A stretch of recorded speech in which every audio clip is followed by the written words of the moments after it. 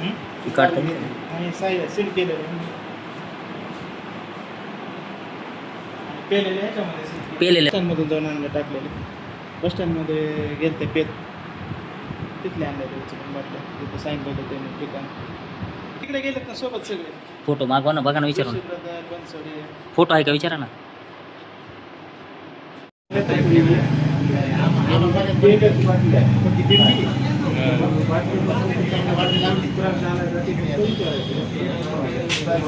तो देखील आपल्याला फक्त व्हिडिओ म्हणजे मातूरला जे आहेत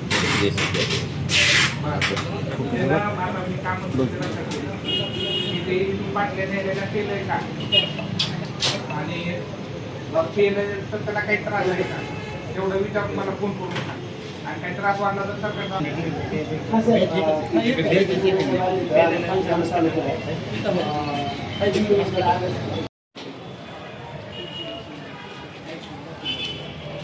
होती.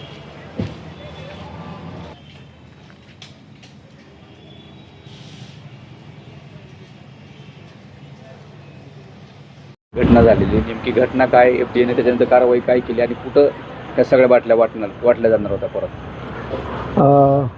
आज जिल्हा रुग्णालय कळंब येथे ड्युटीवर आमचे जो स्टाफ होत्या त्या 2 स्टाफ या ड्युटी संपवून घरी जात असताना त्यांना अचानकपणे आपल्या जिल्हा रुग्णालयाच्या बाजूला असलेल्या हॉटेलमधील ज्या फ्रुटीच्या कोल्ड्रिंक आहेत त्या कोल्ड्रिंकमुळे त्यांना अचानकपणे बसस्टँडवरच ते कोल्ड्रिंक पिल्यामुळे त्यांना लक्षणं सुरू झाली आणि त्यांना ताबडतोब आपल्या जिल्हा रुग्णालयात दाखल करण्यात आलं आणि त्यानंतर त्यांच्यावर उपचारादरम्यान त्यांना आपल्या ह्या ठिकाणी पूर्ण उपचार देऊन त्यांना पुढे संदर्भ सेवा द्यावी लागली आणि त्यांची लक्षणं हे त्यांना अचानक झटकेवर आल्यामुळे त्यांना आपल्या ह्या ठिकाणी ठेवता आलं नाही आणि त्यानंतर आमच्या जेव्हा लक्षात आलं की ह्या कोल्ड्रिंकमुळं आमच्या 2 नर्सिंग स्टाफला हे लक्षण दिसत आहे तेव्हा आम्ही ताबडतोब इथली जी वाटप चालू होतं ह्या हॉटेलमध्ये किंवा वारीमध्ये आजूबाजूला काही भक्तगण वाटत होते तेव्हा आम्ही ताबडतोब ती सॅम्पल ताब्यात घेतली आणि इतर भक्तांना काही